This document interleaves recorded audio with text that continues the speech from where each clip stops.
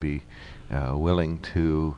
Well, no, So what's happened while I've been here? gone? The fancy lights are off and the second camera's gone? Well, Kevin's not here to fiddle around. He's laying on the beach. Oh, is that where he went? You allow him time off? I didn't allow it. I didn't approve it. I voted no, but I got outnumbered at the PD meeting where the folks were interested. So we no longer have the world's greatest producer in this universe or any other or galaxy with us today? Nope, we have producer 1A is with us, Rob Centers, on the other side of the glass. Good morning, gentlemen. Good morning. Where does he fall in your rating system? 1A. 1A, okay. Okay. Although I voted Kevin's vacation as a no as well. Oh, did you? Did you? Yeah, Well, go get him back. It was 4-2. 4-2. Some other people wanted him out more than they wanted him to stay. So Gotcha. That's how that worked out. Well, good morning, everybody. Welcome to On the Mark. It is the WKOK Live Telephone Talk Show. Very glad to see all of you on the radio. So thank you for joining us this morning. As our hour progresses, we're going to hear about the Snyder County Coalition for Kids and their seals Feed the Seals program that is underway. So we'll be talking about that. Meals for Seals. There we go. I was going to say, Thank do you know what you're talking about this morning? Moderately, but only if I have my notes in front of me. So we'll have that, and then we'll launch into open phones. There's a number of things to talk about. We'll have news headlines at 9:06 this morning. We had a Penn State Jerry Sandusky presentment yesterday from the Attorney General, so we can talk a little bit about that. We are going to explore that in greater detail Thursday. We've asked Steve Jones to check in on Thursday and Bob Buhner Jr. to check in on Thursday. So when Joe comes back on Thursday, we'll dig even further into this. We'll give everybody a chance to read the full report or watch the news conference yesterday and make sure that they have that. And you can go to PCN.com to watch that particular news conference if you haven't caught it yet. Fascinating remarks. Our webcam is up and running. You simply go to WKOK.com. I turned it on. I adjusted the sound. I adjusted the picture, and I turned on the lights. So the lights are not on. It's terrible. So maybe I can turn these lights on. I think I know how to do that. But the webcam is running and the audio is crystal clear. Looks like a film noir today. It does. It's a very dark background. It's well, hold on a second. That's all right. Don't bother turning that bright light on for me. Oh, they are plugged in, but they're just not on. Not turned on, okay. All right, On the Mark brought to you by the Sunbury Motor Company, family-owned dealership since 1915, 4th Street, Sunbury, routes 11 and 15, Hummel's Wharf. Find out lots more about them at sunburymotors.com. They invite you to know that they sell Ford, Hyundai, Kia, Lincoln, cars and trucks. They are also a premier service provider for every single type of car and truck that's made in the world, and all sizes of trucks, from little tiny pickup trucks that you can put in the back of some of the biggest pickup trucks, and those are all worked on there. They also have a towing service. It's called Master Towing. That's when you have damage-free experiences for decades of making sure that vehicles are moved from point A to point B without ever damaging them, and they can certainly do that. So we invite you to check that out at sunburymotors.com. Lenape Solar email in basket open. You simply email on the mark at WKOK.com, and in many cases we read your email on the radio. Lenape itself has 3 foci that keep them going in South 2nd Street in Sunbury. One is making sure that we are utilizing the sun, harnessing the power of the sun for a brighter tomorrow. 2, lighting audits for commercial businesses. And 3, HVAC, the Fujitsu systems that involve ultra-high efficient ductless heating and ventilating systems that provide Hui heating and cooling for the homes at very reasonable costs. And it just doesn't get any easier when you go ductless. What's Hui heating? Hui heating? Yes, you said Hui heating. I have no idea. I guess I wanted to say something and I missed a consonant. So I thought of Fujitsu and Hui heating. I thought maybe it was a Japanese word meaning extra nice heat. But if I make any more mistakes throughout the morning, I want you to point them out immediately. Believe me, I will. Okay. And as you point out mine. And the Groninger Insurance Agency. You're not going to Groninger? Okay, thank you. I don't think they'd appreciate that. No, the Groninger Insurance Agency. You'll groan if you go somewhere else and pay more for your insurance. He's right, and they are located at Front and Duke Streets in Northumberland. Well, who will you see if you go there? John, Jim, Paula, and Mel. And what will they ask you as you walk through the door? Do you know if your insurance is at the right price? And you will answer, I don't know, but I'm going to find out here at Groninger Insurance today. With a second opinion. And if you haven't had that personal conversation, where can you log online in the internet to get more information? www.groningerinsurance.com. Right. You need any other help over there? No, I think you've done more than enough. Thank you. You've been more than adequate. Next up on our show, Kelly Filer's on the line. She's the community mobilizer for the Snyder County Coalition for Kids. They started the program about a month or so ago, Meals for SEALs. On this program announced that they were going to have sufficient staffing and funding and volunteer effort for the initial phases of Meals for SEALs. They have had that first food distribution day come and go, and we're going to ask her how that went. Good morning, Kelly. Thanks for checking in. Good morning, Mark, and your co-host. You guys are making me giggle this morning. You're very funny. Oh, thank you. You should try sitting here. It loses its humor once you're here for a while. But anyway. And I think you have your lights off because you're being very environmentally conscious. That's what you're doing. Oh, that's it. Actually, but the ones that are off are fluorescents. The ones that are on are these tungsten heat burners. So we'll get this switched when I get a chance to flip that around. But thank you for observing that. Good morning, gentlemen. Good morning. Really appreciate that. The program was announced on this program a little over a month ago. How did the first distribution of food go on that Saturday? It went phenomenally well. I have the report of actually have been 3 weeks so far, but the very first week, 45 children were served. And we had people showing up saying, I didn't get my flyer or I didn't get my form to fill out. I need to do this program. And we point them in the right direction to go through the channels that need to be.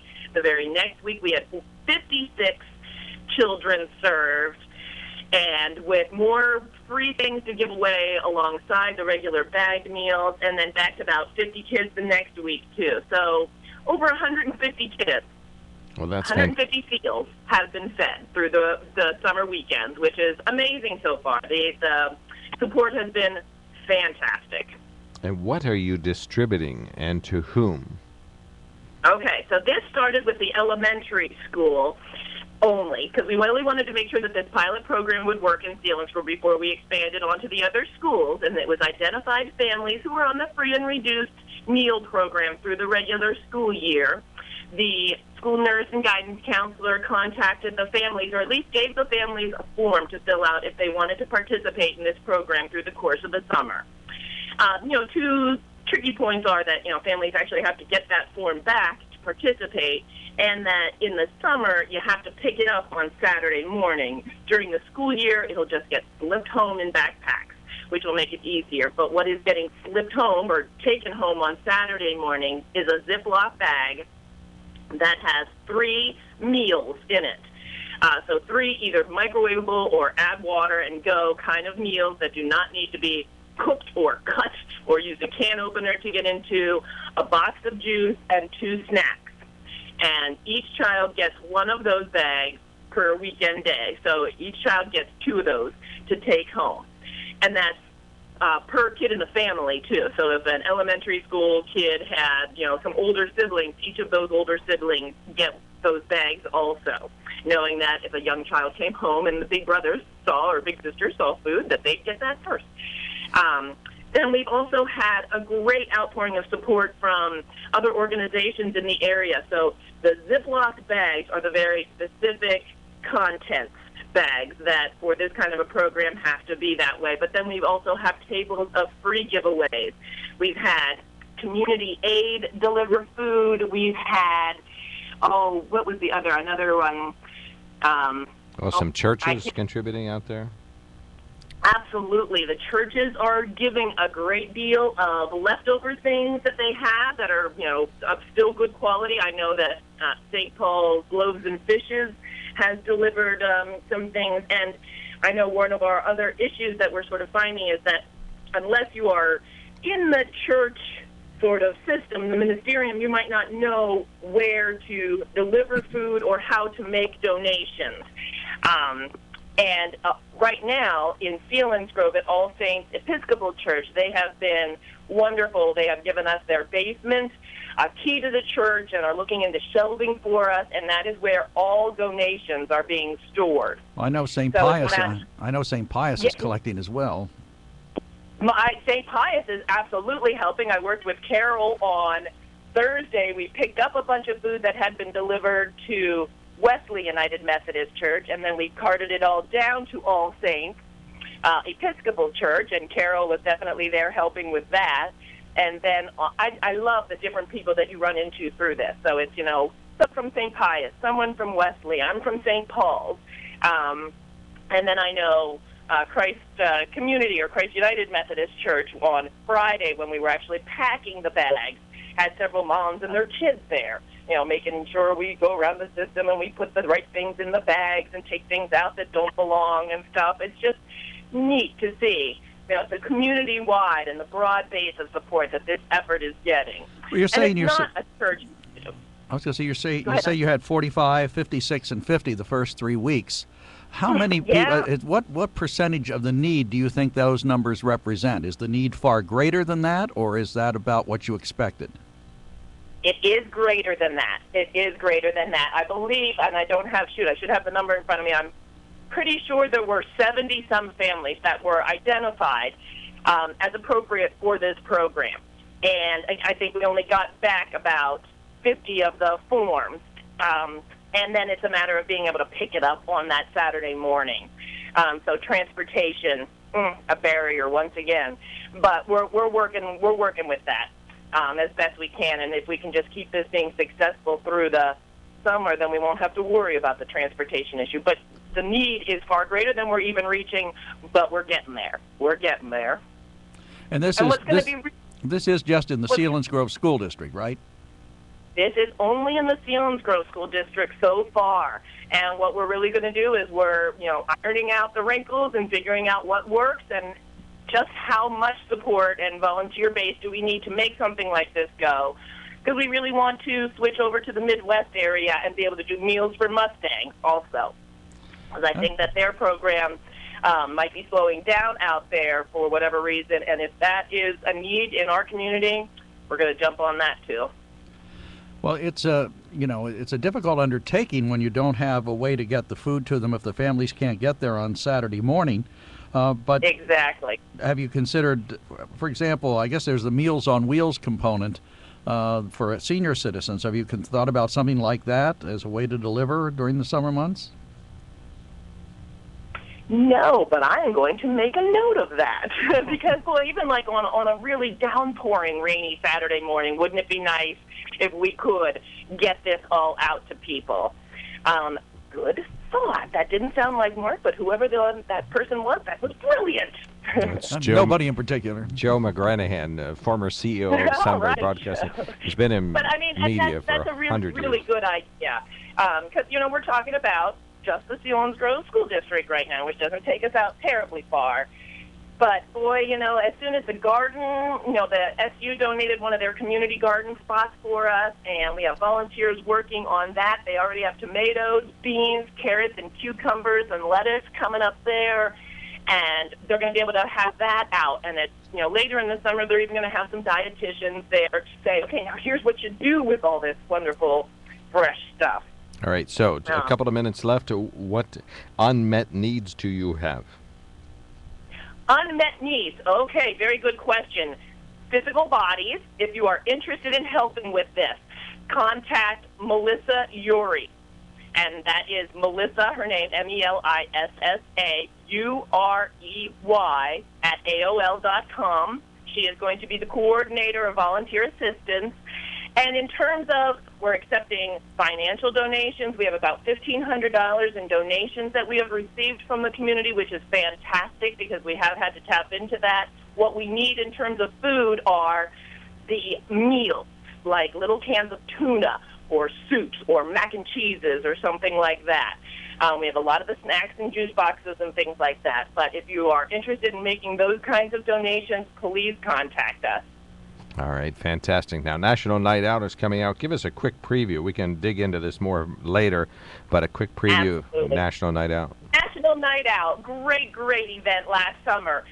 Going to be held at the East Snyder Park Tuesday, August 26th at 4 p.m. until dusk.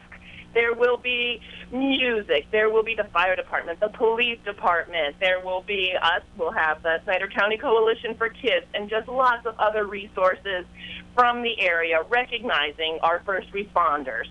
And just a great chance to come out and celebrate the community. I know the snow cones went over really, really well last year. So come out on that night. I know school has already started, so it's a good chance to come out and see your friends, have a hot dog, and meet your community people. All right, fantastic. Thank you so much, Kelly. We'll give you last word. Any additional remark? Just thank you for the support for Snyder County Coalition for Kids, for the Meals for Seals, and the safety fairs went fantastic at the beginning of June. We had over 100 kids come to those, and so we appreciate the chance to have talked about those on the radio with you. All right, fantastic. Thanks, and do keep in touch. Let us know, keep us informed, and we'll let you know anytime that more information is necessary about this, so we'll get you back on the radio. That's Kelly Filer, Community Organizer for the Snyder County Coalition for Kids. We are going to take a quick break on our open phones portion of the show. We'll be right back in 1 minute on WKOK. While looking for a vehicle, you know that if it sounds too good to be true, chances are it is too good to be true. You get the runaround, got to go from place to place. Well, you can just skip all of that and go straight to Sunbury Motor Company. Sunbury Motor Company has been satisfying more customers and selling more cars since 1915, so you know they've got it right. No offers that look good on paper or online, and then you get disappointed when you see them in person. Sunbury Motor Company offers a lineup few other auto dealers in the area can compete with. With the inventory of Ford, Hyundai, Kia, and Lincoln vehicles, there will be no problem finding the right vehicle that fits your needs and your budget. And the friendly, knowledgeable staff's ready and able to help you with everything from the test drive to the drive off the lot. See for yourself at Sunbury Motors. Sunbury Motors, Ford, Lincoln, Hyundai in the North 4th Street Auto Plaza, Sunbury. And Sunbury Motors Kia, routes 11 and 15, Hummel's Wharf. Look for them online anytime at sunburymotors.com.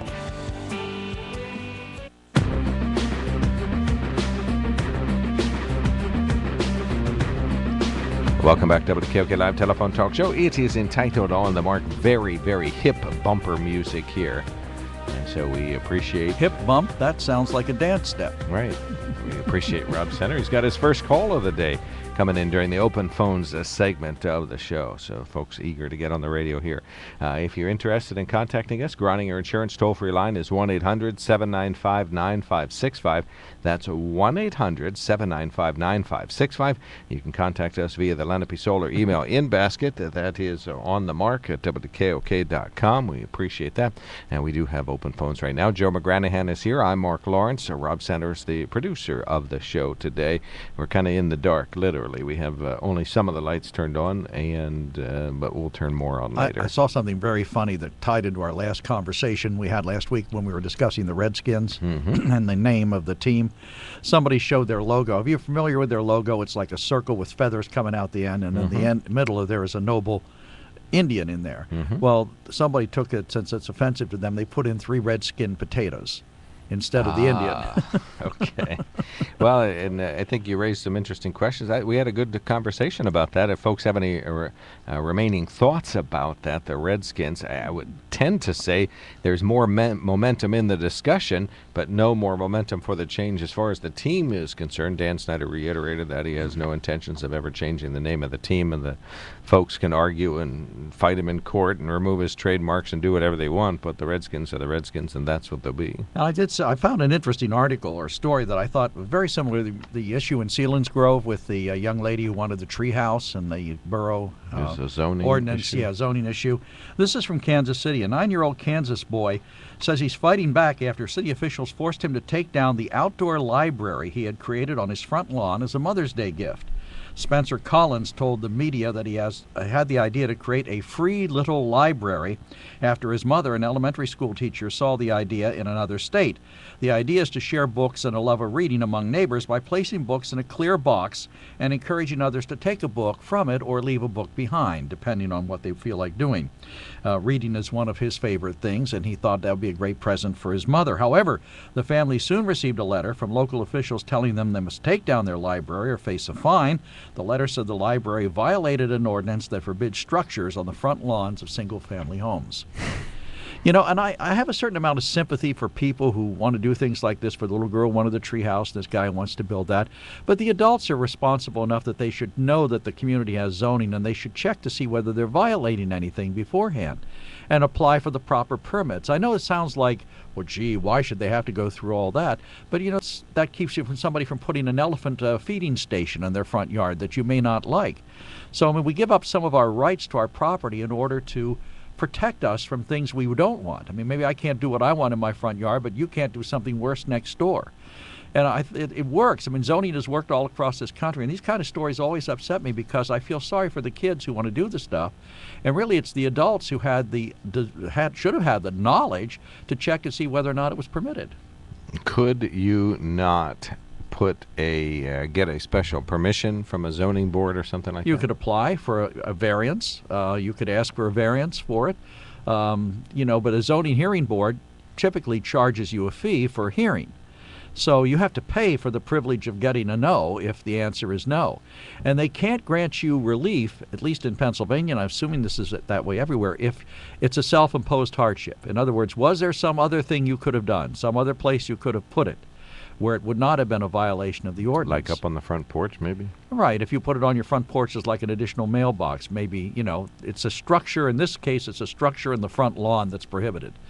So if you'd have put it in a box in your front porch, well, maybe you don't want people coming up to your front door all day long checking what books you have out.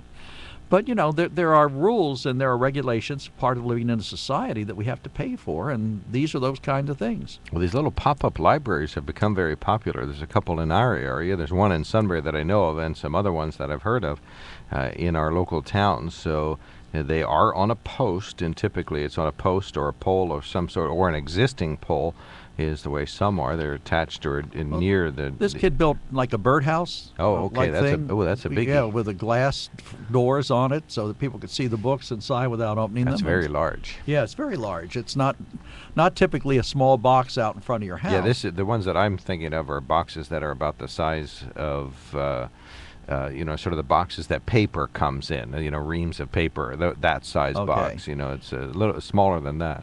Well, it's a nice idea, but what are libraries? Well, I guess it's a neighborhood. Yeah, it's a neighborhood swap thing that folks do. And then if one book stays in there for months and months and months, they donate it to the library for their annual book sale. And no one reads it, you mean? Yeah, if it stays in there, forever? nobody wants to read it, Well, I don't know. It seems to be that the library serves this function, and if you want a book, they have lots of them for free. And it usually, in a community like ours, the library is within walking distance of most of the city of Sunbury. I could see maybe in Northumberland where they have a library in Northumberland. That's certainly within walking distance. Shamokin Dam, it might work because we don't have a library in town. You'd have to go to Selinsgrove or across the river to the Dagenstein to get a book. Well, I think the goal, though, is not just to make a book available, which a library does, but to make the neighborhood available to discuss the books they've read and to have conversation. And it's a meeting place for, brief sidewalk conversations. And, of course, you can do all that stuff at the library, but the neighbors getting together and talking to other neighbors is part of it. Okay, well, suppose next door I decide you have your library up, and I decide I'd like to start a thing for canned goods. Well, I think so. I'm going to put a bunch of canned goods, things I don't eat, string beans, lima beans, peas, cans in there. You want to bring something, take a can, bring something, put it back in. Pretty soon we have everybody doing all sorts of things. There are millions of good ideas. I'm not saying these aren't wonderful ideas that enrich communities, but they are, in often cases, violation of the zoning ordinances. Well, I think that this is a little bit of government overreach. Do you really? Really, reaching out into people's front lawns and saying no tree houses or no little library boxes, or there's some towns where, and this is by agreement, you can't put boats on the front lawn for very long. If you take it home and you clean it out and that kind of thing, but then you store it someplace else, that's okay. Or you can't park your car forever. A lot of people do park their cars on their lawn, and some people, one of the complaints I get from time to time is people say, I don't like my neighbor parking their car in their lawn. So, well, okay, is there a space on the street where they can park? Yeah. Is there an ordinance that says they can't park in their lawn? No. So if there's no ordinance that says you can't park in your lawn, I guess you can. But if enough people do it and people in the community object to it, there's liable to be an ordinance saying you can't park your car on the lawn. And as long as you never move your car, it'll be grandfathered in, right? No, if you never move it, you'll be ticketed for having a vehicle that doesn't So you can move. create a law that outlaws something people are already doing. Well, yeah, you can't grandfather an abandoned vehicle. If a vehicle sits there and it's not licensed and it's not inspected, you'd have to move it to get it inspected. No one's going to come to your house and inspect it. So if it doesn't move, sooner or later it's not going to be inspected, and then it's going to be in violation. It's going to be towed away. Well, it has to be registered to be inspected, so that takes care of that. You can't. Well, you can register it without having it inspected. That's correct, but you can't get it inspected without having it registered. Right, and you can't get it inspected without moving it to some place that inspects the cars. I don't think so. If you have a guy with an inspection sticker and he's willing, or a girl that is willing to come to your house, all you have to do is jack it up and check the tires and the exhaust and check the lights and stuff. That doesn't mean it has to go anywhere. Well, I've never heard of anybody going door to door with car inspections. Have you? Well, no, I'm saying it would certainly be unusual. But on the other hand, maybe the garage, you do have to do it at the garage, because I know licensed garages that do the inspections have a permit from PennDOT that allows them to do the inspections, and maybe it requires it to be on premises. Well, I know you're an easygoing guy, but haven't you ever had a neighbor or someone in your neighborhood do something on their property that you really wish they wouldn't do, or wish would be a violation of some ordinance or another? Only every day. Every day. All right. Yeah, we have a neighbor with one of those smoker pots, chimeneas, or whatever. Okay. Oh, that irritates the heck out of me. All right. So now you know what irritates Mark Lawrence. I'm going to go get my chimenea while you're doing the break. I figured. Groninger Insurance, Lenape Solar, Sunbury Motor Company, our main sponsors. You're listening to News Radio 1070 WKOK Sunbury, WKOK News Time. It is coming up on 9 a.m. On the Mark continues with open phones. CBS News, I'm Frank Sedapani. Secretary of State Kerry returned to Iraq today, hoping to persuade Kurdish leaders to support his effort to prevent an all-out civil war. In a CBS News interview, Kerry downplayed the possibility of U.S. airstrikes against Sunni insurgents bent on bringing down the Shiite-led Maliki government. It would be a complete and total act of irresponsibility for the president just to order a few strikes, but there's no government, there's no backup, there's no military, there's nothing there that provides the capacity for success. The Sunni insurgents who've captured much of northern Iraq have racked up another big prize. CBS's Clarissa Ward has that from Baghdad. We have spoken to tribal leaders in Beiji who tell CBS News that Iraqi security forces have surrendered control of this country's largest oil refinery.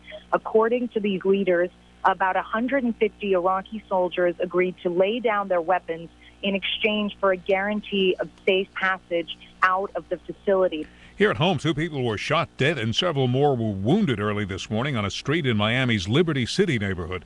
Fire Lieutenant Ignatius Carroll says first responders faced a tense situation when they arrived to take the injured to the hospital. We had numerous units responding, but I think the coordinated effort was able to maintain control and help us get everybody here as quickly as possible. Police aren't saying what led up to the shooting. The government will turn a vacant Texas warehouse into a processing center for illegal immigrant children. Live to CBS News correspondent Heather Bosch. Frank, that warehouse is near one of the busiest border crossings in Texas. Permits show the building will be converted to house 1,000 kids while they're being processed. Since October, 52,000 children traveling on their own have been arrested for entering the U.S. illegally, a 99% increase from the year before. Texas facilities have been swamped as more children flee the violence in Honduras, Guatemala, and El Salvador. 6-term Mississippi Senator Thad Cochran's facing the fight of his political life in today's primary runoff against Tea Party Republican Chris McDaniel. CBS News Director of Elections Anthony Salvanto. It's the most committed, the most ideological voters that will come out in an election like this. That could be good for the challenger, but the Cochran camp has put a lot of money and a lot of top endorsements into this to try to counter. A watchdog group claims that cereal makers are loading children's cereals with vitamins in order to make sugary cereals look healthy. Nutritionist Samantha Heller says warning labels that reflect recommended vitamin levels for children would help. We don't have any evidence to suggest that kids are actually suffering from toxicities at this point. It's just something we're concerned about. We want the FDA new labels to reflect some of these changes. In London, former News of the World editor Andy Coulson has been convicted of hacking the phone calls of celebrities, politicians, and crime victims. Fellow editor Rebecca Brooks and 3 others were acquitted. S&P futures are down 2 points, just ahead of the opening bell on Wall Street. This is CBS News. I'm Murphy, a service tech at a Quick Lane Tire and Auto Center. I need help. They always do. I'm overdue for an oil change. No problem. Tire rotation? Got it. Top off the fluid? Yep. Check the battery and filters? Roger. The sprocket lockets? No such thing. Seeing if you're listening. I haven't stopped. Today's Saturday, and I don't have an appointment. Now you do. Cool. Very cool. No appointment necessary. Weekend hours and trained techs ready to give your car the works. Quick Lane is ready to serve. Visit quicklane.com.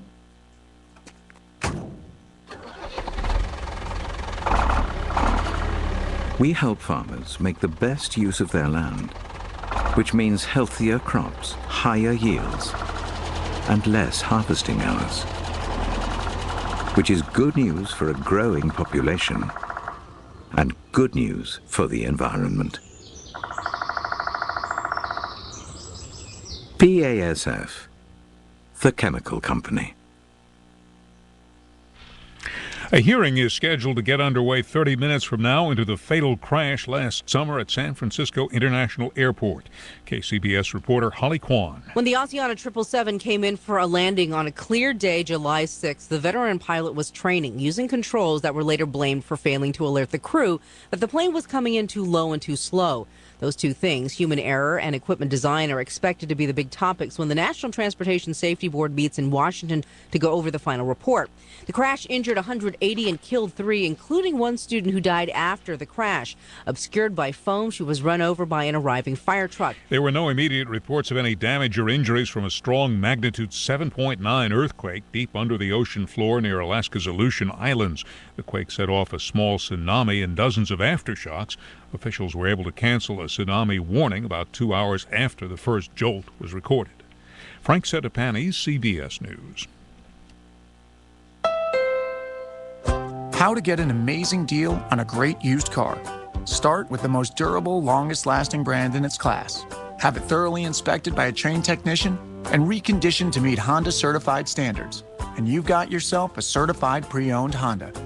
Find the one that's right for you at hondacertified.com. Durability based on longevity. Longevity based on Polk U.S. Vehicles in Operation Registration Statistics 1988 through 2012 for Honda and competing brands. Staples Copy and Print knows you need to promote your business. Outdoor banners. Detailing your one-of-a-kind product offering. Trifold, full-color, double-sided brochures. As you grow your business. Business cards, postcards, car magnets. And your customer base. Design services, presentations, shipping. So you go to the one place that has it all and prints it right. Staples. Right now, custom banners and posters start at just $6.49. Offer valid on pickup or delivery ends $6.29. Details in-store or online at staples.com/springcopy. Staples. Make more happen.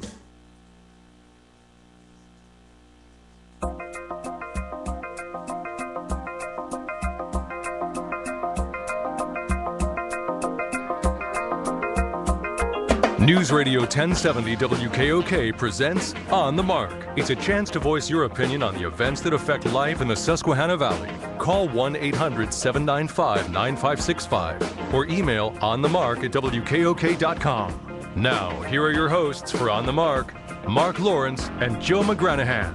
Greetings and welcome back to the WKOK Live Telephone Talk Show. It is entitled On the Mark. I am Mark Lawrence, host of the show. Across from me, the always Republican but not ultra conservative Joe McGranahan, always interested in discussing with an open mind what other people have to say. And for those of you watching on the video camera, there's a distinguished bearded gentleman leaning over the table.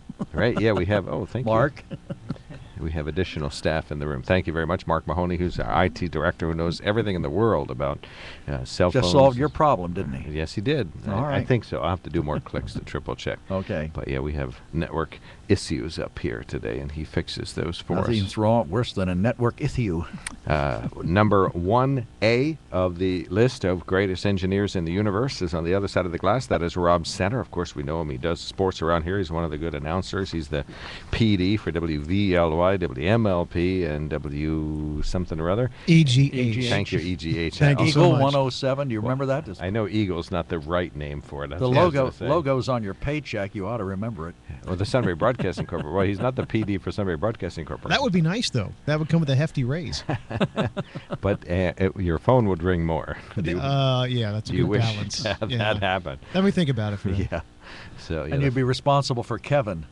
All right, rule me out of that promotion. Termination is certain fate for the greatest producer in the world. But that would make you the #1 producer when you sat in, because he would be gone. So, all right. So Rob Center is here. We're glad to see him here. He's a person you'll be able to see him in the Shikellamy State Park functions coming up, or Pine Nutter Days, or maybe both. So we'll let you know where you can find Rob Center out in the community. He loves to just meet look people. for him walking his dog in Northumberland. Yeah, there you go. Everybody knows Dixie. Look for Dixie and whoever Dixie's walking around, that's probably Rob. And Mark will be he will be the guy with the bag of, you know what, carrying. Yes, I am one of the few people that always picks it up. Just so you know. I know. I've seen your rants on Facebook, Rob. Thank you.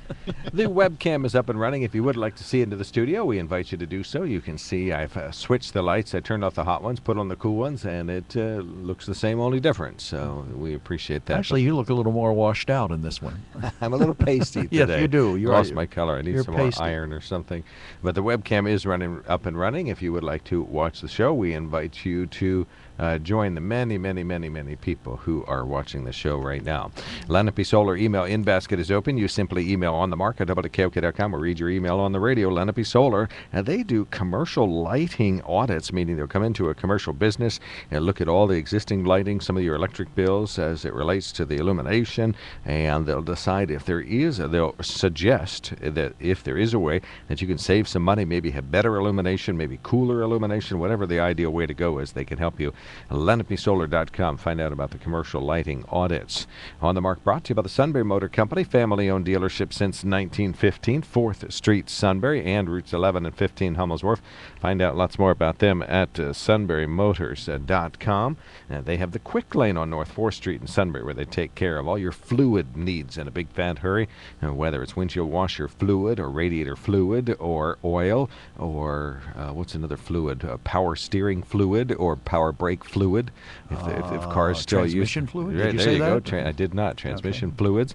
So they speak fluid. Radiator fluid. Right. They speak fluid automobiles. So they would just love to talk to you about Air conditioning fluid. Well, it's Coolant? well, it is a liquid when it's in the system. Yeah, Yes. okay. Groninger Insurance toll-free line is open. 1-800-795-9565. That's a 1-800-795-9565. The Groninger Insurance Agency, a full-service agency meeting all of your insurance needs, including home, auto, business, flood, and other types of insurance. Ask them about making sure that your insurance needs are met and your expectations exceeded. I love that. Exceeding expectations. That's our middle name around here. GroningerInsurance.com is their main website. We'll have news headlines as this hour progresses. First caller of the day is on the line. Pastor Weaver called in from Mount Pleasant Mills. Welcome aboard, sir. Thanks for calling in. Good morning, Mark and Joe. I'm listening to the conversation about the little library. Mm-hmm. And Joe, it's funny. I live in an area. I'm about to move from a place with nearly no zoning to a township south of Sunbury where there's more zoning, and we've even talked about possibly putting up a tree house. And it's not our property, so we've got to talk to the property owner as well as the township. I understand, and I understand what you're saying, that when zoning exists, so that what about the thing you don't want? I totally get that, and I've observed that around here when property has gone up for sale in rural Snyder County. People get very nervous about agricultural land being sold, and I said, well, if you don't, when you have no zoning ahead of time, then that gives you anxiety later. I get that, but in this case, what I'd like to see the zoning ordinance on structure in this particular locale, because I don't know how you call that box he has a structure. I think of a structure as something you could fit an adult human being in, like a shed, or maybe at the very least a lawnmower. And I think that kid, in the pictures I've seen, the boy himself, if he took all the books out, he could probably climb in there like a magic box or something and hide, but it's not a structure that like people can inhabit for any length of time. So I I think of it in terms more like, the kids having a lemonade standing and then having the police come and say, you don't have a sales license for this. And I want to live in a community that doesn't go so nuts about that the wonderful quality of life things get taken away because they say, well, the next thing you know, somebody will have an old car up on blocks, and you don't want that. No, we don't, but there's got to be some middle ground here. Well, in this case, the structure, as defined in the article, has a roof on it with shingles. Oh, I see. Okay, it's not not a box, as Mark suggested, a cardboard box or a banker's type box where there are books in it. This is actually a structure that is apparently attached to the ground on posts. I'm looking at a picture. There's basically four posts. It looks like 4 posts like legs. You're looking at the same article I was looking at. Then, okay. Yeah, I'm sure.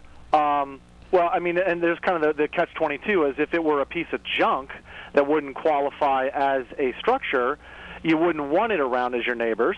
But because it's spruced up and looks decent and is structurally sound, now it becomes a structure. Okay, well, I can see how that ends up in kind of limbo. I'm hoping to hear this story ends with a variance or some kind of change to the law, and maybe a good lesson for kids and parents going forward of get it approved ahead. But I think the reaction people are getting is there's so many things people have going on in their neighborhoods that get ignored by law enforcement or code enforcement that something like this, my goodness, can only be a good thing. Well, and if you're right, Andrew, then there is a doctrine in law called selective enforcement. If you don't enforce it uniformly, you can have it overturned on that basis.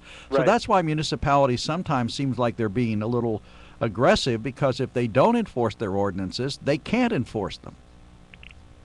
Right. Well, and I understand that, and I just think you did say something too about what I think your attitude about it is, well, why do you need a little library? That's why we have public libraries. Well, okay, but by the same token, why put out landscaping? There's there's flowers at the park. Why grow my own vegetables? There's a giant agricultural industry that takes care of that for me somewhere where I don't have to look at it. I mean, why have garages? People can work in their cars in their front yard. They can start businesses in their front yard. They can work on cars in their garage. They can, and they can put the book thing on their front porch. The girl with the little treehouse, that problem got solved in Selinsgrove because of a neighbor who had a place in the backyard. It's built in the backyard. Right. There are alternatives. Now, usually that's what I'm saying, is that before we put it up and we hurt a little child's feelings, let's find out if there's a reasonable alternative to what it is you want to do. Absolutely. I'm not in disagreement there. All right. Thank you very much. Have a good day. Take care, Andrew. Thanks for calling. 1-800-795-9565. We're talking about a young man who built a small structure on his front yard that he could fit in, but it would be unlikely that a full-grown adult could fit in it. But it's for library books. It's you take a book or leave a book, and it was a Mother's Day gift, so it pulls on your heartstrings a little bit.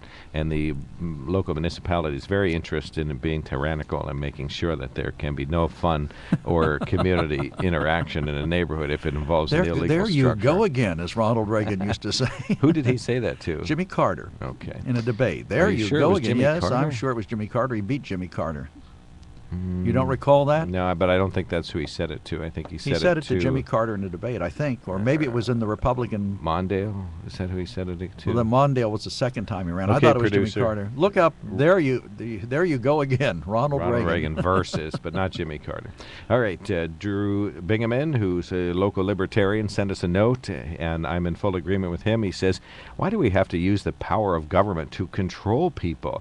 These things are nothing more than petty tyranny to impose and reassert the authority of local government. This is supposed to be the land of the free. Right now, you're free to do what you want as long as nobody has a problem with it. Now, this isn't freedom, it is tyranny. Well, I disagree with Drew on that one. Sometimes I agree with Drew. In this case, I don't. It's not tyranny. I mean, the laws were enacted, or the ordinances were enacted, or zoning was enacted at the request of people who were aggrieved, in some cases, by things that were going on in their neighborhoods or in their immediate areas. You have a right to do something, I think, as long as it doesn't affect my property value. So you erect some miserable-looking structure in your front yard. I go to sell my house, and people come to look at my house and say, well, I don't want to live next door to that. Oh, I was right. It was Walter Mondale. You were right? I Okay. win. Walter Mondale. Okay. I thought it was Jimmy Carter. Wait till my lovely bride finds out I remembered something. You did. She'll and you be shocked. remembered it better than I did. She won't. She won't believe it. She'll want to go back to the tape. But anyway, go ahead. I'm sorry. Well, I don't know. You interrupted me. I lost my point. Oh, I'm sorry. Well, you were talking about why tyranny is better than freedom. I didn't say tyranny was better than freedom. You think you were? I said I understand the reason why ordinances were adopted. You know, if I do something you don't like, that's one thing. But if I do something that damages your property value, that's another. You know, you and I may have different tastes about landscaping, as Andrew pointed out, or things like that.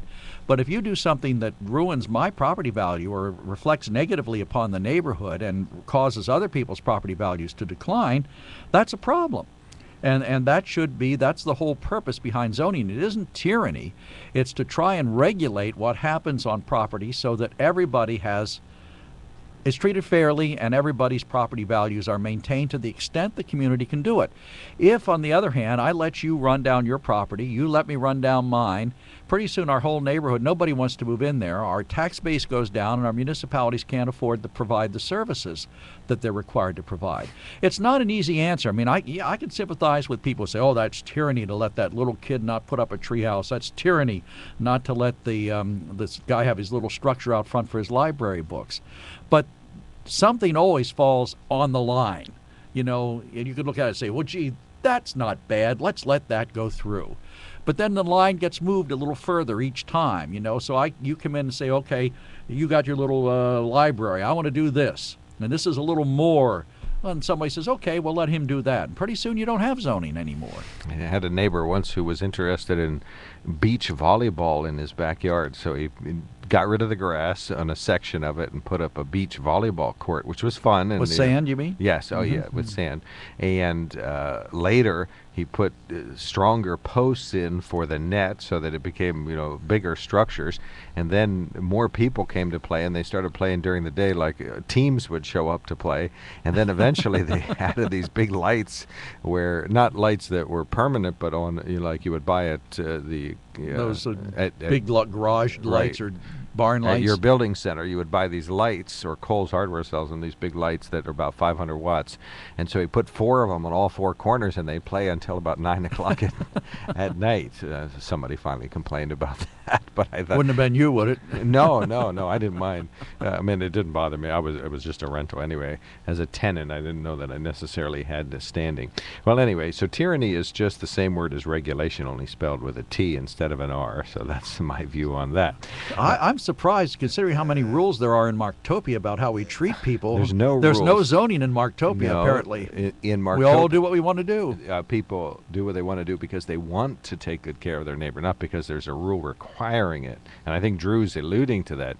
We don't need regulations for us to be nice to our neighbors. Have you ever heard of spite fences? People who build things because they don't get along with their neighbors? Earlier in my political career, I had an instance where there were 2 neighbors who just didn't get along.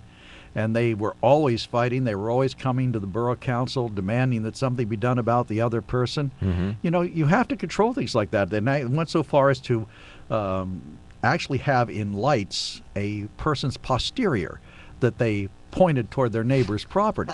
You know, so if you don't have zoning, you can't control things like this. Could you control that the backside of that illuminated structure? Depending on what the ramifications of the building were. I mean, you have to get building permits for a lot of things, and some people just do stuff. But, you know, bad neighbors exist. Maybe in Marktopia everybody gets along and they're all looking out for one another. But I've seen cases where that isn't what happens. And you deserve to be protected in your home, even if you don't want it. If they came to you and said, Mark, do you mind if I build this or that in my front yard? And you said no. And your neighbor on the other side says, yes, I do mind. What should happen? 1-800-795-9565. We'll have to have a zoning. That's what happens? The phone number is given? We have to have a zoning hearing. Call that number, and we'll have the zoning hearing right now. 1-800-795-9565 is the Groninger Insurance toll-free line. Lenape Solar email in basket is populated by messages sent to On the Mark at WKOK.com. Cindy, thank you for calling in. You are On the Mark.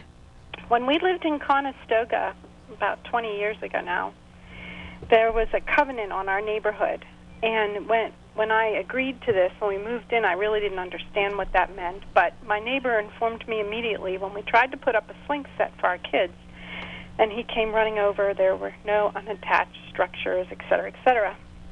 But by the time we left and he left, there were gazebos, there were boats on people's driveways, there was just all manner of never mind this. And it turned out the covenant was actually only enforceable by the people who lived in the neighborhood. Right, those so are if I deed didn't restrictions. like what Mark did, I'd have to sue Mark in court. It wasn't that you went to the police. The government was not involved except in terms of using the judicial system or an arbitrator. So, and I think that's far preferable because we do this zoning and then people don't, not people, businesses want to do something that is outside of the zoning. So I bought my house and we all agreed it would only be residential, but somebody decides to build a business and so they go and appeal it and it wins and they switch it to non-residential commercial use. And so zoning becomes a joke, and we see these zoning appeals and asking for flexibility about zoning all the time for businesses, and they're typically winners in this. So I think it's really more of a lipstick on a pig kind of a thing. Well, they're not always winners, Cindy. Sometimes courts hold that municipalities have been too restrictive. And, you cannot, it used to be years ago, was the old mobile home industry thing where nobody wanted mobile homes in their community and municipalities would not permit them in the zoning. Well, the mobile home industry took them to court saying, look, the need for people to have affordable housing outweighs their desire to keep mobile homes out of the community. And the courts agreed. And so while you could regulate mobile homes, you couldn't prohibit them. The same thing is true with billboards. You can regulate them, but you can't outright prohibit them. So municipalities sometimes have been aggressive in trying to do stuff, and then they haven't succeeded. But what you're talking about are deed restrictions. And those things are great if, as you say, you're willing to go to court against your neighbor. And most neighbors aren't willing to go that far. And so things become more flexible without the government. Well, yeah, but the government had no interest. law. The government had no interest in the deed restrictions in the first place. The government has interest in its zoning, but the deed restrictions are over and above the zoning, things that the developer of that housing tract decided that he needed to do or wanted to do in order to keep the values higher than the surrounding area. And sometimes they work. I know my son and daughter-in-law moved into a neighborhood where there is a homeowners association they have to pay to belong to, and there are strict covenants. And as long as they have, they actually, I guess the dues for joining the homeowners association actually fund, maintaining the integrity of the restrictions. Enforcing it. Yeah. Well, the other thing I wanted to say, speaking of tyranny, is I agree with, I think it's Stan Mitchell on your promo that's running on the air right now. A gentleman says, I think veterans should be able to go to wherever they want, like be issued a card, go for health care, wherever they want to go, and the government pays the bill. And I agree.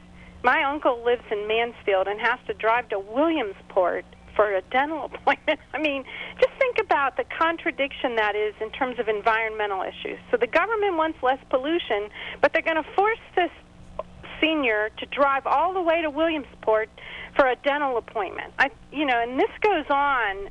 Just think about it in scale, thousands of veterans. Now, if they want to still go to the veteran hospital, even when they know about the negligence of the care there, that's their choice. But I think that they should be able to use whatever local community resource they want, and the feds, a.k.a. we, should pay the bill. All right. Thank you very much. Appreciate that, Cindy. 1-800-795-9565 is our toll-free line.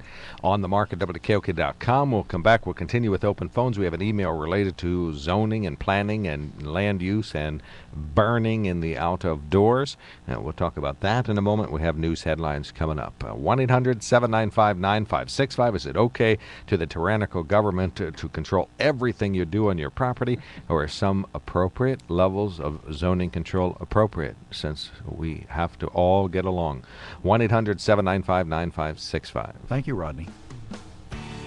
While looking for a vehicle, you know that if it sounds too good to be true, chances are it is too good to be true. You get the runaround, gotta go from place to place. Well, you can just skip all of that and go straight to Sunbury Motor Company. Sunbury Motor Company has been satisfying more customers and selling more cars since 1915, so you know they've got it right. No offers that look good on paper or online, and then you get disappointed when you see them in person. Sunbury Motor Company offers a lineup few other auto dealers in the area can compete with. With the inventory of Ford, Hyundai, Kia, and Lincoln vehicles, there will be no problem finding the right vehicle that fits your needs and your budget. And the friendly, knowledgeable staff's ready and able to help you with everything from the test drive to the drive off the lot. See for yourself at Sunbury Motors. Sunbury Motors, Ford, Lincoln, Hyundai in the North 4th Street Auto Plaza, Sunbury. And Sunbury Motors Kia, routes 11 and 15, Hummel's Wharf. Look for them online anytime at sunburymotors.com.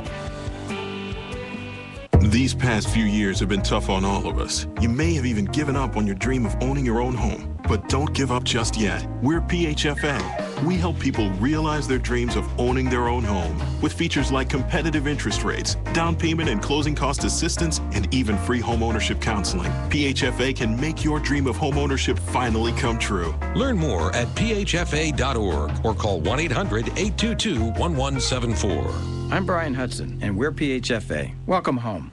Go hunt PA to enjoy the outdoors, to be with family and friends, or to put food on the table. Whatever the reason, the Pennsylvania Game Commission invites you to go hunt PA. Log on to pgc.state.pa.us to find information on wildlife, hunting, licensing, and much more. While you're there, subscribe to their email service to get all the latest news, like reminding hunters that 2014-2015 Pennsylvania hunting licenses are on sale now. Check the Game Commission's website for details. Go hunt PA. Visit pgc.state.pa.us. Here's something to think about. How do you know if your insurance is the right price? Have you ever had your insurance reviewed? Do you remember when it was reviewed? And are you getting all the discounts you deserve? Let Groninger Insurance Agency give you a free, no-obligation second opinion on your auto, home, or business insurance. Give the Groninger Insurance Agency a call today at 570-473-8107. They're proud to represent the Erie Insurance Group. It's true, if you're not insured by Groninger Insurance, you're probably paying too much. The second annual Jack's Mountain Blues Festival is June 27th and 28th at the West End Fairgrounds on Route 235 in Laurelton. See the Blind Chitlin Kahunas, Ray Fuller and the Blues Rockers, and from area favorite Kicks, it's Ronnie Youngkins with his band, the Blues Vultures. Band start at 7:30 Friday night. Enjoy food, crafts, delicious Spyglass Ridge Winery vintages, and more. It's open to all ages and benefits area veterans. Call 570-452-0088 or see them on Facebook. The second annual Jack's Mountain Blues Festival, June 27th and 28th in Laurelton.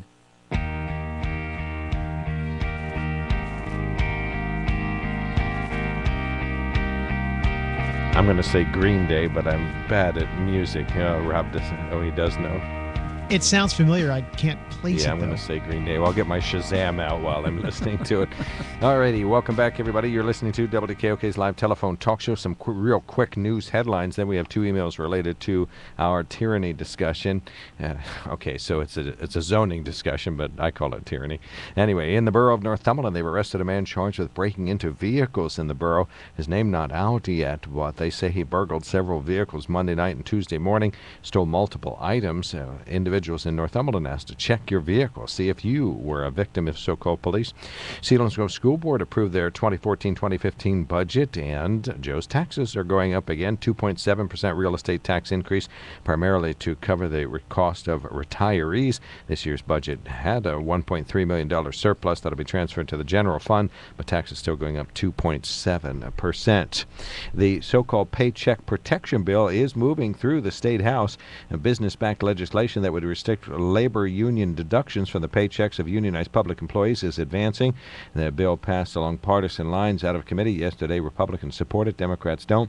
Under the bill, state and local governments would be allowed to continue the practice of deducting a fair share amount that's supposed to pay for just the cost of representing employees, but not any cost that would relate to any other voluntary amounts like union dues that pay for advocacy or political action. Fred Keller talked about this when he was in our studio News a couple weeks ago.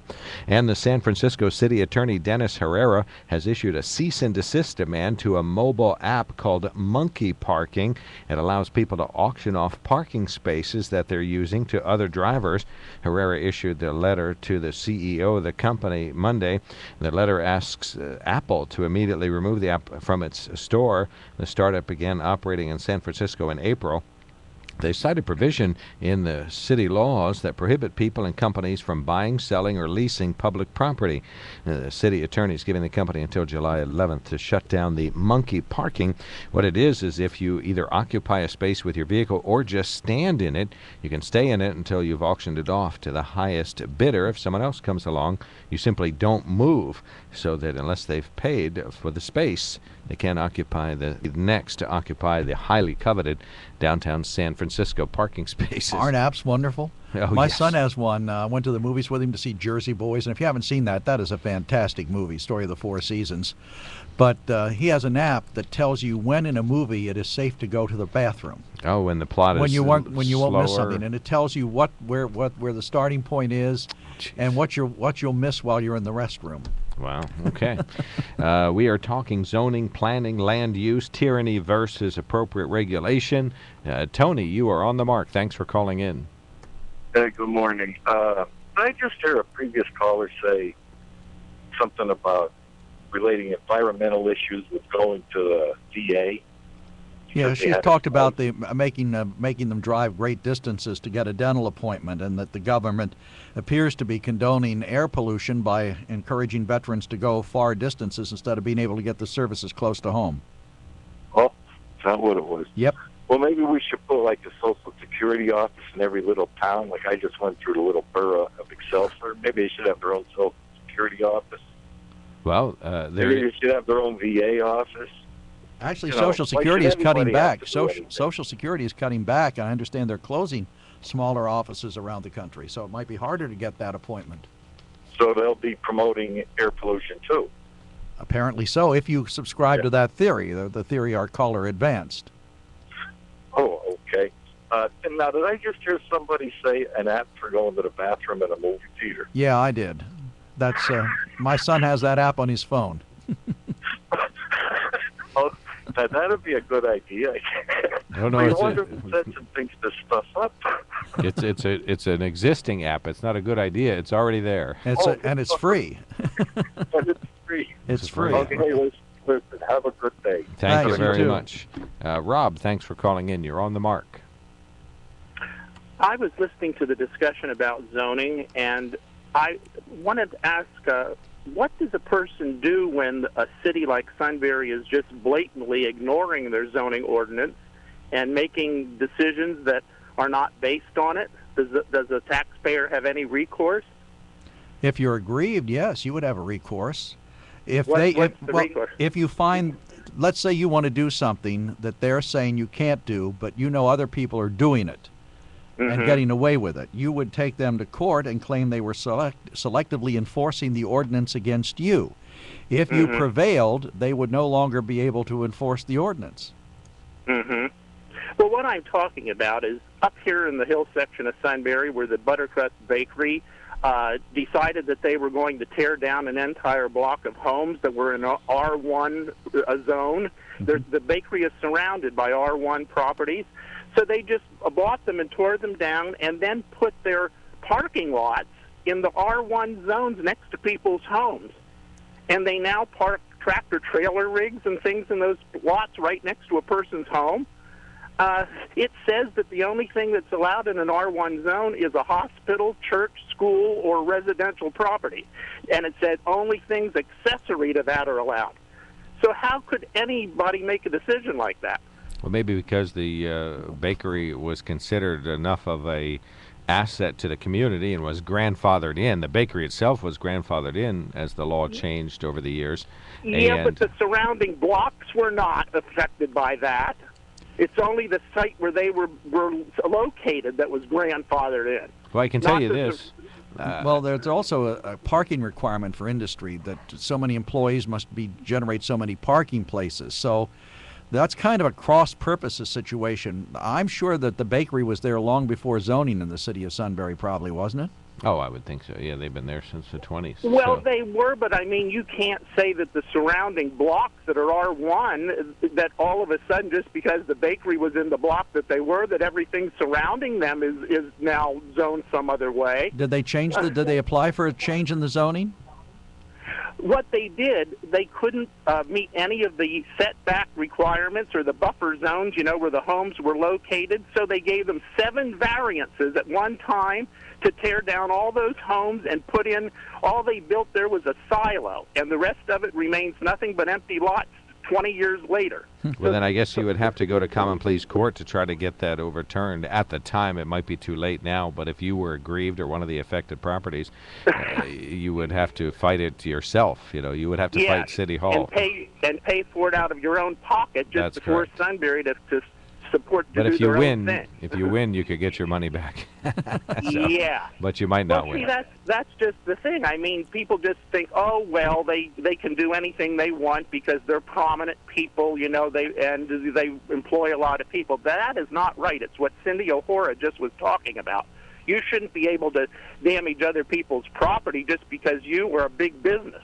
All right, we got you. Thank you very much, Rob. Very much appreciated. I got to read this one because it's so rare. It says, I agree with Joe on this one. When a person buys a house in a neighborhood, there are rules, written and implied as part of the agreement.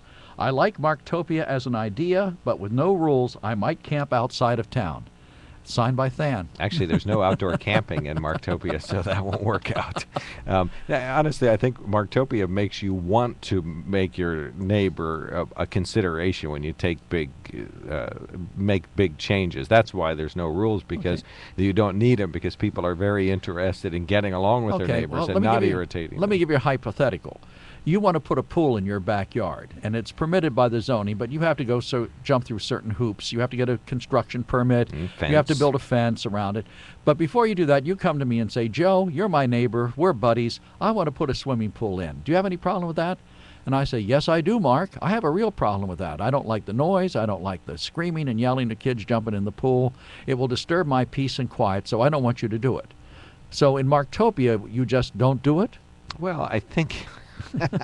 Or in Marktopia, do you say, well, you may have your opinion, but I'm going to put the pool in because I can? Marktopia has a community pool in order to not trash the planet. We really don't waste any water. Can you drive there? You can walk to it. You can walk to it. It's within walking distance. And the idea is that there's economy of scale. If you have a larger community pool, people would enjoy that. Now, you can have a hot tub, but you can't have you wouldn't want to have a large recreational pool in your backyard because of the energy consumption and the waste of water and the chemicals and because it would irritate your neighbor. Well, I forgot how bizarre Marktopia really was. Right, it's really strange when people are respectful.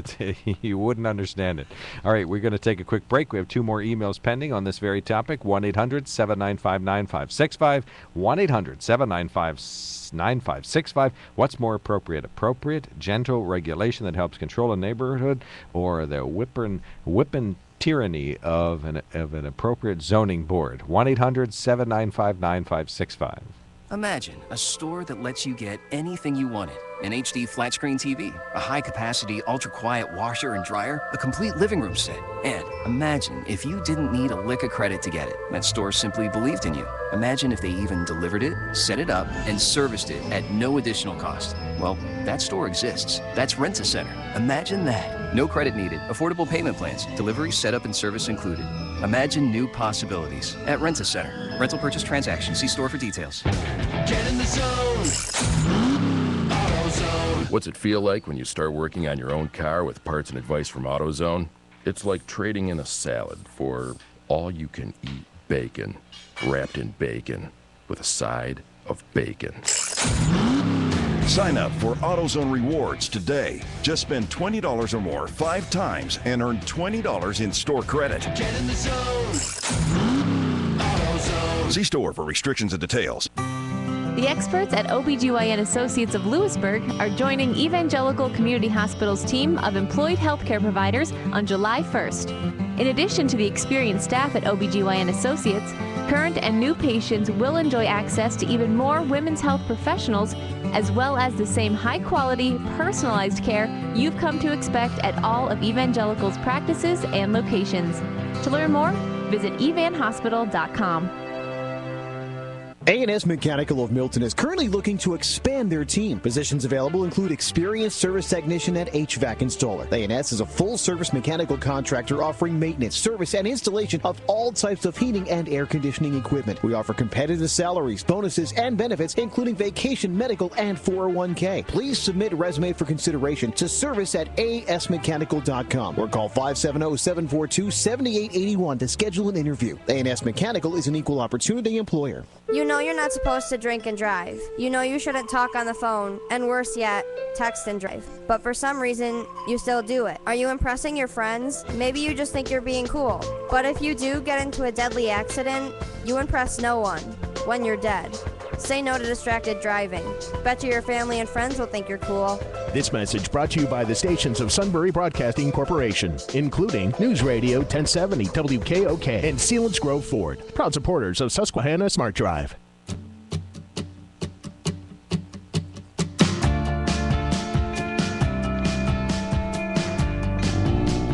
Welcome back to WKOK Live Telephone Talk Show. I am Mark Lawrence. Our co-host today is Joe McGranahan, mayor of Shamokin Dam. He is welcome to visit Marktopia anytime he wants to. He wouldn't want to live there, though. The non-gated gate is going to be open at all times. Wouldn't be allowed to root for the Redskins. It is a lawless place. You would not like it at all. The webcam is up and running. We invite you to watch on the Mark. Great audio. It also serves as a 24-hour archive. Our producer today is Rob Center. He's filling in for the vacationing Kevin Herr, who has the day off and is probably basking someplace on a Delaware beach or someplace else. Sponsors, Lenape Solar, Groninger Insurance, and the Sunbury Motor Company. Topic at hand is how much of zoning is enough.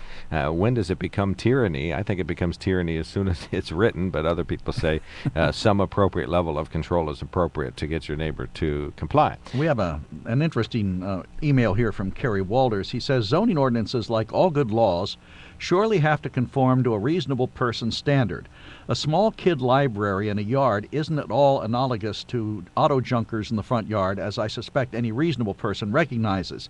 Seems to me that over-pushing zoning ordinances is based on a deep suspicion of folks' ability to think rationally and act decently. Not good for neighborhoods, not good for communities. Says Kerry. Says Kerry, yeah. And he's got a point, I suppose, but the reasonable person standard, go back to that. You took it off the screen. I can't read it. A reasonable person standard. Okay, what a reasonable person might want is open to definition. Your definition of reasonable and my definition of reasonable could be entirely different, and Kerry misses this point. You may think it's reasonable to put a groundhog raising business in your front yard. I might think it's not reasonable. If the reasonable standard is I have to go before a zoning board and say, I believe what I propose is reasonable, you'd have to go there and argue that it isn't. That's so subjective that nothing would ever get done. I mean, you have to, whether you like it or not, ordinances and laws have to be, I think, largely black and white. You either conform or you don't. If you don't conform, then you're in violation of the law. If you do conform, then you're not. And if you don't like the law, then you go to the body that enacted it and you ask them to change it. And if you succeed and you and your neighbors, enough of you agree that this is what should be changed, usually it will be. Municipal government's always, in my experience, generally more responsive than state and federal government just because there are fewer layers between you and them. So if 15 of my neighbors came to me and said, I think this piece of zoning ordinance should be changed, I would have to give that serious consideration. But at the same time, is the no less appealable? Well, I mean, if you use the reasonable person standard, how do you appeal reasonability? It's like saying common sense. The law is common sense shall be exhibited by all people at all times. If that was the law, you wouldn't need any others, would you? You wouldn't rob banks. You wouldn't drive above the speed limit. Common sense would dictate everything. So you wouldn't even need 10 commandments. There'd be one. Thou shalt exhibit common sense. And beyond everything else, well, that would be difficult. Some people would have to buy it. First of all, some people would have to have common sense. It's for sale. And someone would have to define what the common sense actually is. And one of our listeners sends us a note. Says, what about a farmer who burns his damp grain and lets it smolder for hours at night? There is a burning ordinance here that allows for burning, but not smoke and smoldering. Almost everybody out here has air conditioning in their homes, but perhaps they, like me, don't run it all the time because we like fresh air. I hate to report them because I don't want trouble in the neighborhood, but I do have asthma and allergies, and I don't like the smoke of the smoldering, damp grain. Now, they should report that. I know they say they don't want to, but they should.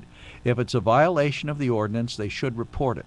Why should their health be subjected? And this is exactly the reason why zoning is enacted. This person has asthma. They have health issues. Yeah, but this is out in the country. This is a farmer. She says there's zoning.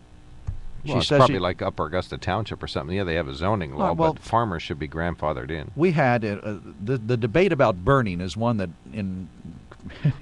it captures a lot of communities. I want my burn barrel. I don't want you burning. We had burn barrels permitted in Shamokin Dam, and it was for a while it was very well run, and people limited to what they burned to paper. But then people started burning other things, and other people got upset because even they were burning after the hours we said they could burn. And these people came to the Borough Council and said, listen, you've got to change this ordinance. You've got to ban burning and burn barrels in the borough because it's damaging my health. And even though there were people on both sides of the issue, the Borough Council at the time decided that they were right, that it was being abused and we should not allow burn barrels in the borough, and so they were prohibited. But next door in Monroe Township, they are permitted. So even in the dense part of the neighborhood? I think you have to have it across, maybe by zones. You probably could do it by zone. You could probably say in the R1 zone it's permitted and limited to certain hours. Yeah, that's typically they limit it to certain days, certain hours. Point Township has a comparable law that involves what's the proximity to your neighbor, I believe, is how that's controlled. And burning is less or more controlled if you have immediate neighbors and less so in more rural parts of the township. But the whole township stinks because of burn barrel. Well, and then some people were burning diapers and, right. That's Point Township. They still do that out there. Well, they probably do it in Monroe Township, too. One of our listeners sends us a note. Says, in Selinsgrove, the child's treehouse was a shameful event. If the neighbors would sign off on a temporary ordinance variance, that would have been okay. Set it for 3 years, and the landowner would have to sign a binding agreement to that time frame, says Mike. And that would have been one way to work it. Same thing. If it wasn't a violation. In other words, I go back to, again, what zoning hearing boards are allowed to do. They can grant you relief if it's not a self-imposed hardship. A self-imposed hardship is I want to build it here even though I can build it somewhere else. The net effect, if he could have built it in the backyard, built something in the backyard, it would have been permitted. But he wanted to build it in the front yard on the tree stump that was there. So the zoning hearing board, technically, I'm sure their attorney said to them, you cannot grant relief for a self-imposed hardship. They are not allowed to grant relief for that type of thing. Should he be required to remove the tree stump? Some people would find that unsightly. Could be another thing in zoning. I mean, it was apparently a rather large tree stump. As I saw the picture in the paper, it looked like it was maybe 4 feet high, something like that. I would think that would qualify as, at some point, a public nuisance. But if there's no ordinance that requires you to remove it, why should he? It's costing money. It would take common sense to require that. Right, it would. I had a big maple tree in my front yard. I was worried about its eventual impact on the sewer lines and water lines, so I had it taken down. And then I found out what it cost to have the stump ground, but I paid to have it done anyway. And the net effect of that was it killed the grass in my yard for many years. Really? What I guess those little chips flying everywhere. I mean, you couldn't get them all up. It must have had something to do with the acidity in the tree.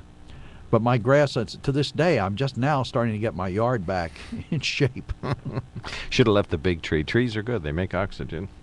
So. Well, there are 2 others there and 2 in the back. I haven't, and then I've got a line of 6 trees across the end of my property. So who does all the leaf raking at your property? I do. I have you won't like it. I have my lawn tractor and I have a pull-behind lawn rake that scrapes them up. Well, that's fine. I'm burning gasoline. Are you?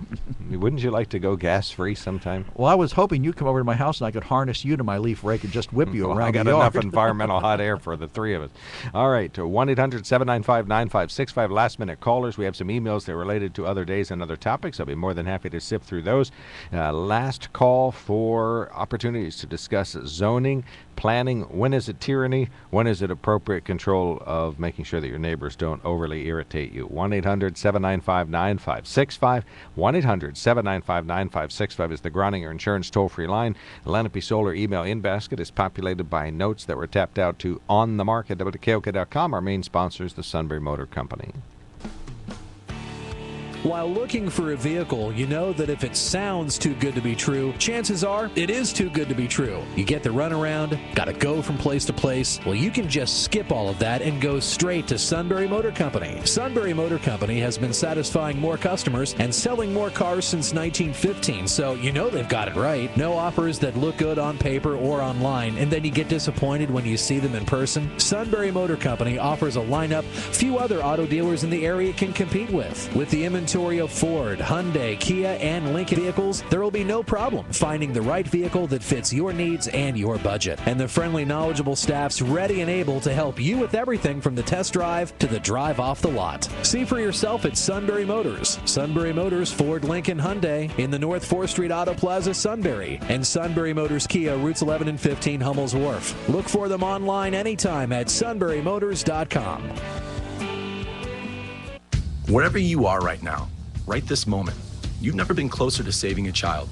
Every minute, malaria claims another life. But donating just $1 provides a life-saving test and treatment for one child in Africa. $1 given, one child saved. We have the tools to ensure no child dies from a mosquito bite.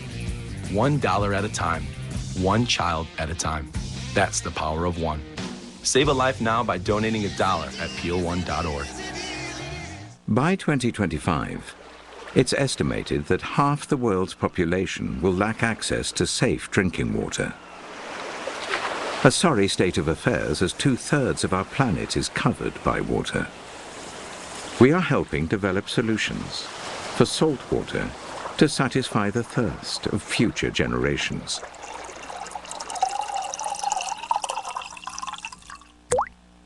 BASF, the chemical company. This is Tanya Diddy. If you've been wondering how you can save money and the environment for the future, then all you have to do is look to the sun. Let Lenape Solar enlighten you. Lenape Solar installs residential and commercial solar systems, each custom designed to meet your individual needs. And we're committed to buy American products. Making an investment in a solar system today is much more affordable than it was 2 to 3 years ago. The payback is much quicker. You can trust the experts at Lenape Solar to help enlighten you to a brighter tomorrow, because we're committed to you and to our community. Call us at 286-1496 and start saving today.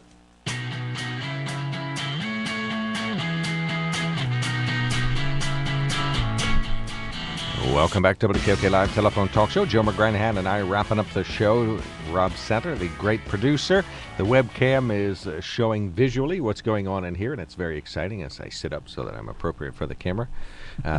Sarah Bartlett later today is going to archive the show, so if you'd like to hear some of the opening premise that got us started talking about zoning and tyranny. Would you put your shirt back on, please? Yes, thank you. Yeah, that has caused it's strange how the number of viewers on the webcam went to 0 in a big fat hurry. Let's see, one of our listeners, not signed, but says, deed restrictions are the opposite of tyranny. They allow the individual property owner rather than the government to decide what the property can or cannot be used for in the future. If I sell a property to someone, I can put a deed restriction on it that nothing can be built on it or no trailers may be put on it. Unfortunately, these deed restrictions were used in the past to protect neighborhoods from unwanted neighbors. I have come across deeds transferred in the 50s and 60s that stated the property could not be sold to a person of the Negro race. Yeah, obviously they were abused in some regard, and they've kind of fallen into somewhat of disrepute. But a lot of upscale housing developments, even today, use deed restrictions to control things like satellite dishes. They'll say that you boats. Can't, and boats, and trailer you can't park homes in your front yard. Your car must be in the garage. And bicycles. Some even control you can't park a bicycle on the yard continuously, temporarily. But again, and the sad fact is that a lot of times in a municipality, people will be aware of these deed restrictions and then come to the borough and expect the borough or the city to enforce them, and they can't. They're not public laws. They are deed restrictions. In other words, I bought the property. When I bought it, I agreed to the following. It has nothing to do with the municipality. It has to do it's between you and the seller. And the seller files it in the court, and that becomes binding if you take them to court.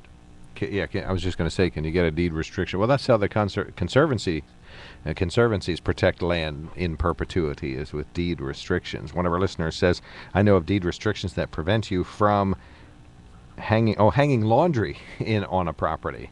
Right. So you don't have your skivvies out in the wind. Well, there was one in the development I live in that prohibited antennas, television antennas. You know, it's a development built in the 60s, late 60s, early 70s, and back before cable became so prevalent and before satellites were in the business. And so you couldn't put up an antenna. But we had a neighbor. How would you get TV then? The cable. Oh, I see. Okay. The cable was still there, but the antenna. But it said you can't put up antennas. And on one of our neighbors was a ham, and he had an antenna he put up, and nobody took him to court, so the antenna stayed. Okay. Nobody wanted to be that mean. I mean, you know, he wasn't harming anything, and it wasn't. It was his hobby, so people didn't care. And if they didn't care, they didn't file against the deed restriction, and so he was allowed to do it. They weren't worried about the RF from the antenna. Well, possibly so, zapping them. I don't think he was transmitting to Mars. I don't know how powerful. We'd have to ask Harry, our chief engineer. Thousands of watts. Are they? Are they that big? I would think so. I can't imagine they'd be that much, although Harry would know. I'm sure he's one. Our former chief engineer, John Keller, was a big ham. Mm-hmm. He was always coming in telling me. He was the life of the party. He was talking to people all over the world. You know, so he had a voice.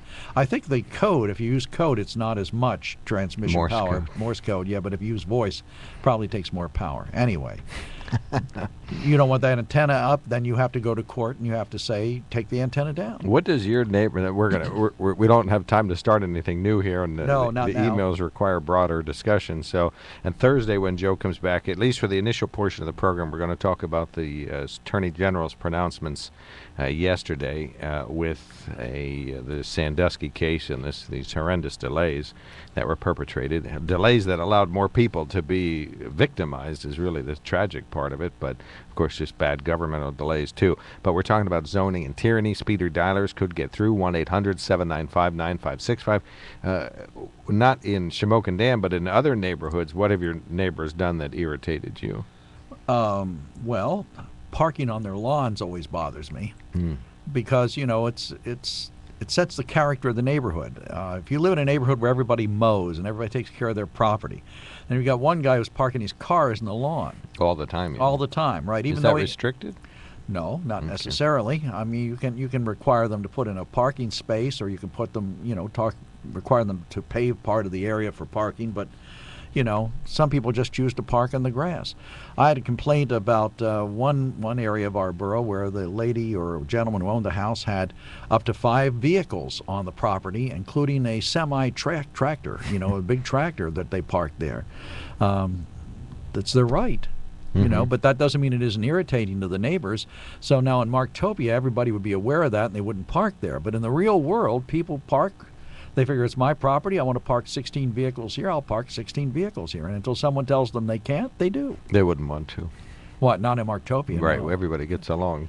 They wouldn't have vehicles, or they'd all be on bicycles because of the environmental considerations. Well, but there might be somebody who's a trucker for a living, and she could have her tractor trailer parked at the house overnight. But she would. It would be a woman. It wouldn't be a man. Right. She would know that she would want to park it out on the periphery of town, or maybe at a larger. Well, you know, Than's not going to want it. He's out there camping because you have no rules.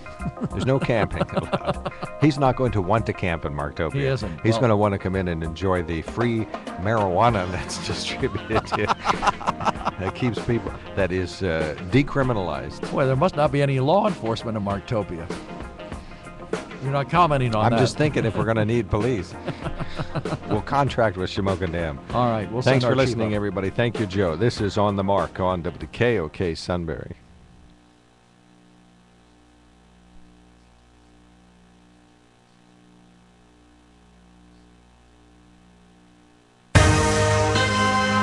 NBC News Radio, I'm Chris Jansing at the White House. America's top diplomat trying to convince Iraq to embrace a more inclusive government to fight the ISIS extremists. Secretary of State John Kerry meeting with Kurdish leaders today. Iraq's leaders have to meet that threat with the incredible urgency that it demands. The very future of Iraq depends on choices that will be made in the next days and weeks. The al-Qaeda offshoot has overrun towns in eastern and northern Iraq. Investigators have named the pilot of missing Malaysia Airlines Flight 370 as the chief suspect in the plane's mysterious disappearance. NBC's Tom Costello says there's still no trace of the plane. This morning, An executive with Malaysia Airlines is quoted in the British paper, The Independent, as saying that he believes it's possible this search could take decades. On Wall Street, stocks are lower in early trading. And a lot of money for a Monet. Claude Monet's water lily selling at auction in London for $55 million. Sotheby's says you get the impression that the hunt is still on for trophy paintings. This is NBC News Radio. Among today's many primary races, the fate of Mississippi Republican Senator Thad Cochran in a tight battle with Tea Party favorite Chris McDaniel.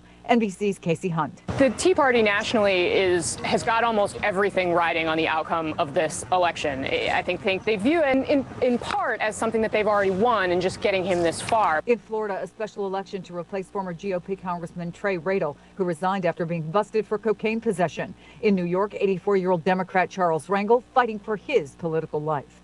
Talk about a score. Sunday's U.S. versus Portugal World Cup match was the most watched soccer game in U.S. history. ESPN says 24 million people watched the nail-biter of a draw. And Starbucks is using its bean again, offering a